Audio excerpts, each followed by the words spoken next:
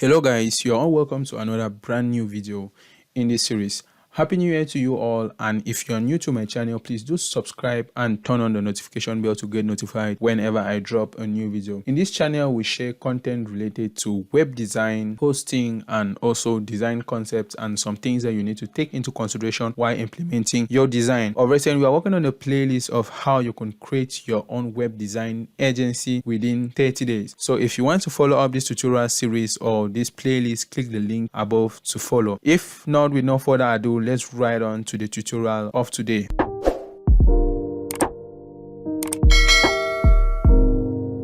Alright guys, so today I want to talk about how you could implement the principles of design inside of your design. It could be your website, it could be a product design you're making, or it could be maybe a flyer or logo you are designing. Now, there are always some basic things that you have to keep or take into consideration while implementing your design. Now, the simple basic principles of psychology that many designers usually work according to, they are basically 3 of them, and some people usually take it so long to 4, but we'll talk about the 4 as a whole. So the first one we call the basics principles of psychology. The first one is always mirroring, and mirroring is just like you taking something and making it look like the mirror of another one. Most often we check out like all designs that are made by different people. For you to be able to implement your own design, you can take designs from other aspects from other people. You can implement other people's design, and in that case you are trying to mirror out their designs into your design. So you are creating something that looks similar to someone's design, of which if it was in the form of a mirror, your design and his design can look kind of similar. So your design may be like a reflection of that other person's design. So talking about the second on this list is what we call the psychology of social validation, or what to do. This is just for you, like, you know, maybe what you have to do throughout your design. So for instance, if you check out this design process I was working over here, the principle of what to do implies here, like when you take a design such as this and you know that you're designing something that will lead to a very good and moderated design, you see, the first thing I did was kind of design like this wireframe for the design. So the wireframe for this design doesn't really like take into account like what text am I to put, where buttons should fit and all those stuff. So you just kind of sketch it all like you can do your designs on paper. At times I do paper designs, and when I'm done with my paper designs, I can now do the digital design of those designs. So over here, this is just a digital design. As you can see, we have the header. So it is me understanding what I have to do throughout my design. I know the steps and procedures of which I have to take to design this particular thing, is then I have to take it the way I am doing. So designing a website, obviously you have to start from like designing a wireframe of that website. So the wireframe of the website is just something that looks like this, where you have an image, you put a square and you put a cross. If it's an image with a radius, you just put the radius and you put a cross over it.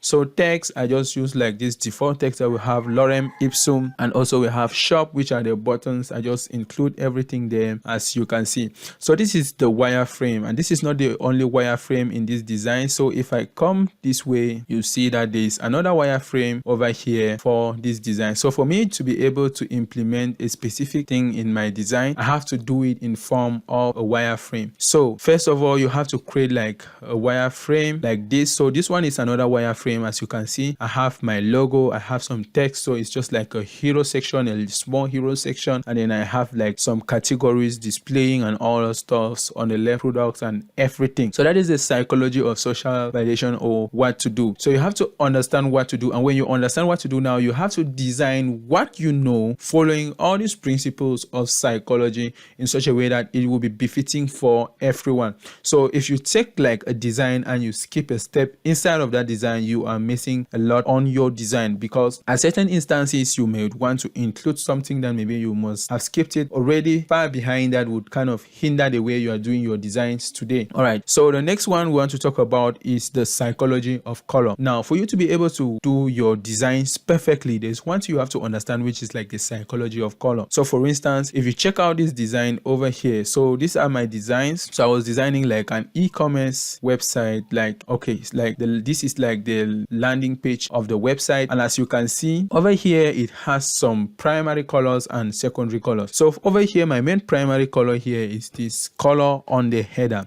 and the header has other colors that accompany it with. So for instance, there's a call to action color that I have implemented, which is the pinkish color. And all this, like before I started like to design a whole like getting this design done, I first of all went on a research process to research like what colors are best for this particular project. So I basically have to take one color. One cool website you can go to is Adobe Colors. So you can go to Adobe Colors, and you check it over there. Like, and definitely do check out which color matches with which one. So if I bring this over here, you will see this is Adobe Colors. So it definitely just show the color wheel where this is like trying to show you that this particular color matches with this other color.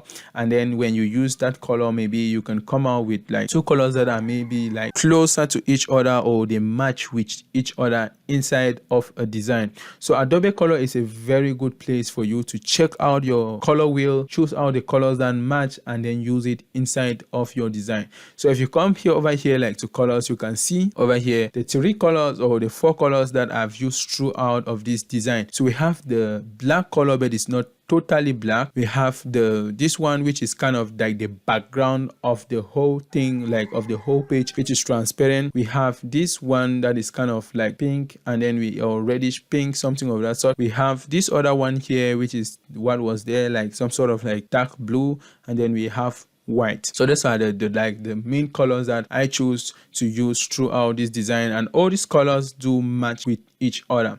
So secondly, when you understand, as we said, when you understand like the psychology of color, how to mix colors, how to apply colors inside of your design, you are good to go. Because when you take the wrong colors and you use the wrong colors inside of your design, you are creating something that doesn't really fit like the psychology inside of your eye, your brain. When you look at it visually, it doesn't match. Now, the next thing we want to talk about is hierarchy and typography.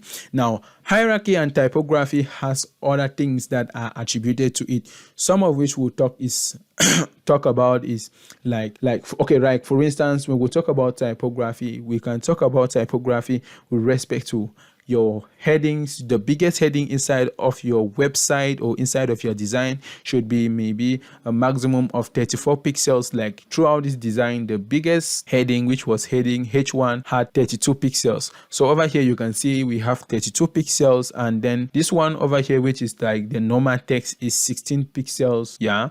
And then heading 2, like this one over here, should be, no, this is heading 1. And if I go to something like a heading 2, like this one, you see is down so much more to 24 pixels. And the way you implement your typography depends solely on you. Your H1 should have a specific color. So for instance, most of my H1s has this color inside of this my landing page. In some other ones, they should have maybe the pinkish color, depending on whatever clues you think can be better for you to do your designs. You can still choose it. Now my buttons have text, and the text should be something like I think it's 14 pixels. So 14 pixels for the buttons. Normal text should be like the one that is menu, like description, should be about 12 pixels, and then the read more enlarge a bit in a different color, since it will be like a link to the details page. And then over here you can see this other one here has been emphasized more because we want our users to know that there is a discount inside of the website when you arrive at this particular stage. So at this stage, you see we maintain our 32 pixels for the height, because some people will take their designs, because this one over here just have some full big text. They'll just have to like use different text. Obviously, when I started designing, I did not like really take into consideration while implementing these headings and text, or that is the font sizes. I did not like take the font sizes into implementation, where when you look at my design, you see different font sizes everywhere, everything looking scattered, and that kind of tarnishes the way my design was. So my designs weren't good enough. So when you check over here, you can see like how I'm implementing other things with respect to typography. Now we'll talk about hierarchy. Hierarchy is what comes first, like what do you see first? But hierarchy also comprises of many other subdivisions, such as emphasis, contrast, white space, movement, repetition, proportion, balance, and alignment. We'll talk about all of this one by one, and I will show you examples with respect to the design I just made. Now, when you come to my landing page, I am emphasizing, okay, we're talking about emphasis. So emphasizing on the user. So for instance, over here, what I'm saying like on my header is best on-stop shop for shoppers and dropshippers. And if you see in the detailed explanation here, I am telling them that you can either be a seller in this platform or you can be a buyer. So for those who want to set up their own specific shop on the website and sell stuffs, they can click on become a seller, and those who just want to buy can click on shop now. So those are the two different things. Now when you come to the header section over here, this is like the hero section from here to here. That is what the user sees when they first of all click the website link to visit the website. So for instance, if I want to show you over here, you see that this is what the user sees when he or she visits the website. So over here you can see you have the logo, you have the home, shop, you have the categories, hot deals. Sign in is when you want to prompt your users to sign in inside of their accounts to do their purchases. Create account is for those who don't have accounts. We have add to cart, and I'm making these buttons to be like the same, like 24 pixels, all of the buttons, all of the icons, 24 pixels, and implementing them. Now inside of my hero section here, you can see how I display and I kind of like implement a kind of image on the right hand side. That is, it kind of is catchy with colors that match with the design. So on scrolling down, you can see over here this other section that has the cut. So the cut here has white spacing. So talking about contrast at this position, also here you can see how the contrasts have been implemented from the background of the whole page to what displays on the page. So you can see that the contrast of this image here is too high. That makes you to like kind of see it first before you look at any other thing inside of the website. Now talking about white space is just like the distances between things on your website. And if you are designing your website, for instance, you can see the distance from here right down to here where this text box or whatever or div divider starts. You can see it's almost the same, or it's the same with where we have over here. And when you look at the way these buttons are spaced, it's kind of uniform, not just far apart. It is uniform because when you look at it keenly, you can see that these guys here are inside of one kind of text box. And when you go down and you look at these cuts here that I created, you can see that the distance between them, or the white spacing between them, is kind of uniform. White spacing doesn't necessarily mean like white or white space, but it's just like the empty spaces inside of your design. So any empty space inside of your design is called a white space. And if you look over here, all my cuts, they look similar. They have the same like margin from here and also here. So that is how you do it. All your buttons should look the same white spacing. All your buttons should look uniform. So talking about movement is how your eyes operate inside of a design. Now I will go to something like this hero section. For me, when I land on this website first, there are two things I see first. The first is this image, and the second is this detailed explanation. So after this one over here, I can now go through to read from here. I can search a product. That is what I see next, and I can either click this shop now, take me to the shop now page, or I can click on the other one, which is become a seller. Now when you come over here to this shop now section, the first things that that comes to my face, like what I see in terms of movement, is